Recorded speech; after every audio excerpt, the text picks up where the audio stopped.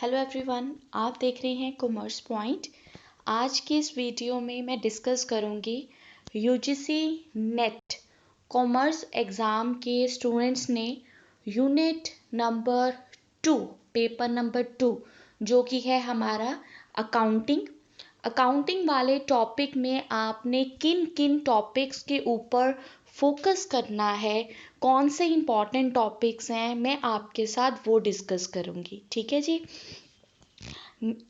सबसे पहले देखें, फर्स्ट टॉपिक तो हमारे यूनिट में है प्रिंसिपल्स ऑफ अकाउंटिंग।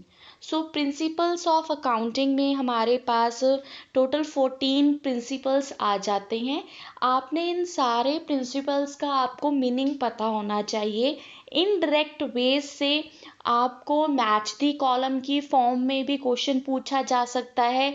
इसके अलावा एक मीनिंग दे दिया जाएगा और बोला जाएगा बताइए ये मीनिंग किस प्रिंसिपल को सपोर्ट करता है। ठीक है।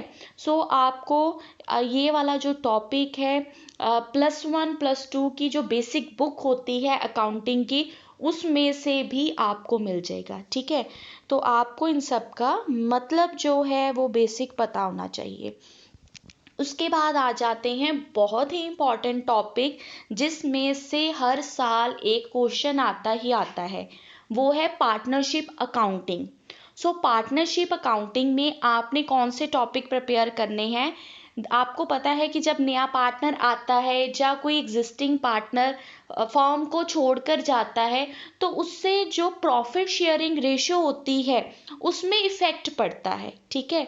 तो आपको क्वेश्चन दे दिया जाता है न्यूमेरिकल क्वेश्चन और बोला जाता है सॉल्व करके बताइए कि न्यू प्रॉफिट शेयरिंग रेशियो कितनी होगी, सेक्रीफाइसिंग रेशियो कितनी होगी, रीवैल्यूएशन अकाउंट में जो हमारी एंट्रीज होती हैं उन एंट्रीज के ऊपर क्वेश्चन पूछ लिए जाते हैं। ठीक है। तो आपने इन सब के न्यूमेरिकल क्वेश्चन जो बेसिक रहते हैं ना, जो आपको एग्जाम में 2 मार्क्स में या 5 मार्क्स में पूछे जाते हैं, उनको आपने सॉल्व करके जाना है। ठीक है।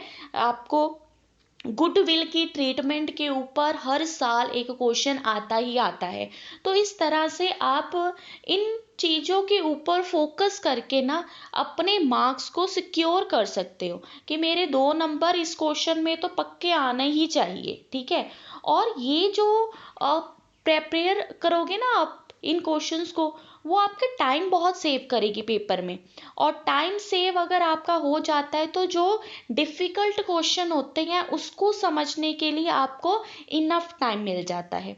अक्सर देखा जाता है कि यूजीसी में जो क्वेश्चन पूछे जाते हैं वो काफ़ी लेंथी होते हैं, आपको समझना पड़ता है, अंडरस्टैंडिंग आपकी चेक की जाती है। ठीक है। तो for all those things you people required time. तो टाइम तभी होगा अगर आप जो क्वेश्चन हर साल पूछे जाते हैं कम से कम उन कॉन्सेप्ट्स को क्लियर कर लो। उसके बाद आगे चलते हैं, कॉर्पोरेट अकाउंटिंग टॉपिक आता है हमारा थर्ड टॉपिक। तो कॉर्पोरेट अकाउंटिंग में issue of share, forfeiture of share, री इशू ऑफ शेयर, ये कब होते हैं। ठीक है।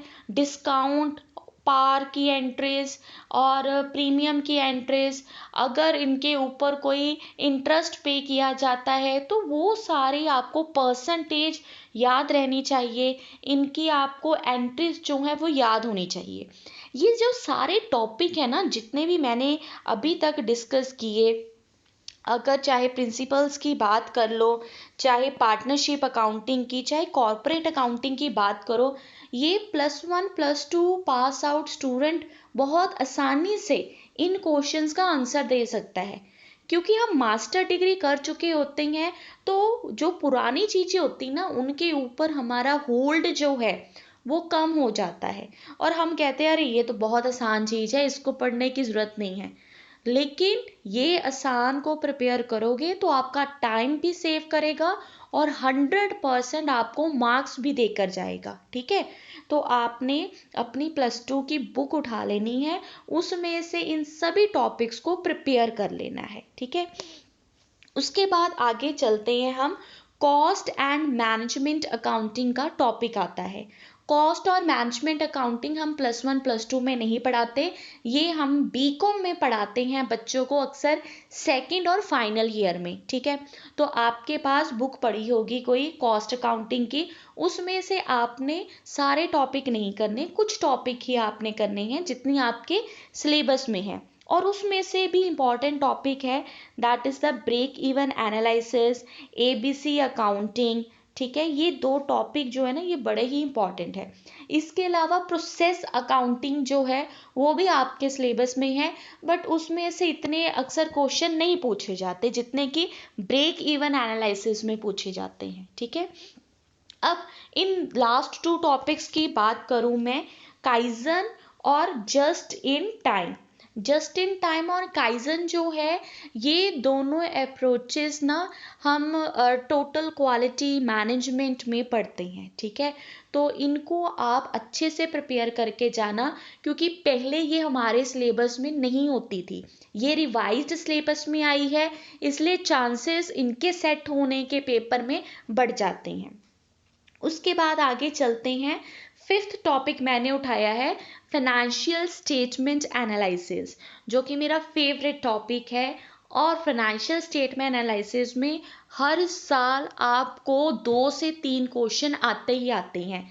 कौन सा क्वेश्चन आ सकता है? रेशियोज के ऊपर क्वेश्चन आते हैं, जैसे आप करते हैं करंट एसेट कैलकुलेट करो, जबकि आपके पास करंट लाइबिलिटीज गिवन है, ठीक है, करंट रेशो गिवन है, तो क्रॉस मल्टीप्लाई करके हम करंट एसेट कैलकुलेट कर लेते हैं, ठीक है। सो इस तरह से आपको ना रेशो एनालिसिस के जितने भी फॉर्मूलाज हैं उनकी बेटर अंडरस्टैंडिंग कर लेना। मैं ये नहीं कहूँगी कि रट्टा मारना, रट्टे से कोई काम नहीं आएगा, आप पास नहीं कर पाओगे रट्टे से, आपको अंडरस्टैंडिंग होनी चाहिए चीज़ों की। वैसे ही फंड फ्लो में हमने देखना है कि कौन सी ट्रांजैक्शन जो है उसे कैश इनफ्लो होता है, किससे कैश आउटफ्लो होता है, ठीक है। ये सारी चीज़ें आप ना सेकेंड ईयर में बीकॉम में ये करवाते हैं ये सारे टॉपिक्स। तो अगर आपके पास कोई बेसिक बुक पड़ी होगी ना, उसमें से ये सारी चीज़ें कवर कर लेना।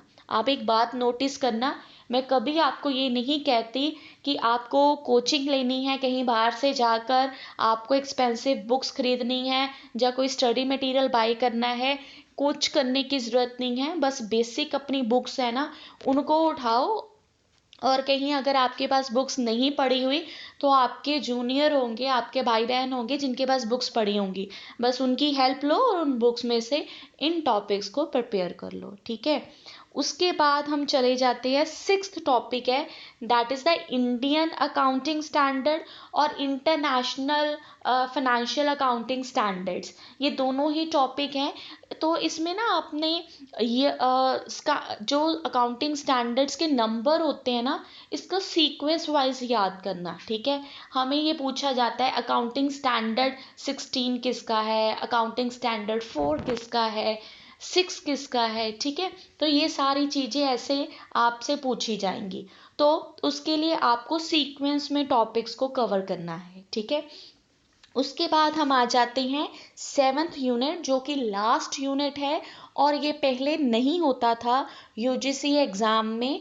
अब पिछले 2 सालों से जब से रिवाइज सिलेबस आया है तब से इस टॉपिक को डाला गया है, और मैंने अपने चैनल पर इस टॉपिक के ऊपर ना सारी वीडियोस बनाई हुई हैं, और मैं दावे के साथ कह सकती हूँ उससे अच्छा आपको कंटेंट कहीं और से नहीं मिलेगा, क्योंकि ये मैंने अपने स्टूडेंट्स को भी कॉलेज में पढ़ाया था। तो मैंने इन डेप्थ इन सब की जो वीडियोस हैं वो अपने चैनल पर अपलोड की हुई हैं, तो उन वीडियोस को ज़रूर देखना। ये 7th टॉपिक है हमारा ऑडिटिंग के ऊपर। सो ऑडिटिंग में रीसेंट ट्रेंड्स जो हैं, वैसे तो और भी ऑडिटिंग के टॉपिक्स हैं, वॉचिंग क्या है जी, ऑडिटिंग क्या है, दोनों में डिफरेंस क्या है, वेरिफिकेशन क्या होता है, ठीक है, ये सारी चीज़ें हैं। लेकिन जो रीसेंट ट्रेंड्स हैं, नए चेंजेस हैं, जैसे कि सेफ्टी ऑडिट हो गया, सिस्टम ऑडिट हो गया, इन्वायरमेंट ऑडिट हो गया, और एनर्जी ऑडिट, मैनेजमेंट ऑडिट, ये कुछ नए टॉपिक है, लेटेस्ट टॉपिक। सो इनको आप प्रिपेयर ज़रूर करना, ठीक है। इनके ऊपर आपको इतना मैटर जो है बुक्स में से नहीं मिल पाएगा, बुक्स में अगर आप उठाओ ना, तो मैंने देखा है 1-2 पैराग्राफ ही लिखा होता है, इतना इन डेप्थ में नहीं होता। जो रीसेंट चेंजेस होते हैं ना, उनके लिए always go for the internet. Internet देखिए, अच्छी अच्छी वीडियोस देखिए, आपका ये कॉन्सेप्ट जो है क्लियर होगा। So this is all about unit number 2, जो कि था हमारा अकाउंटिंग। आई होप आपको ये वीडियो यूज़फुल लगेगी। बहुत ही जल्द मैं लेकर आऊँगी आपके लिए यूनिट नंबर 3 के ऊपर वीडियो, लेकिन इस वीडियो को लाइक करना मत भूलिएगा। Thank you everyone.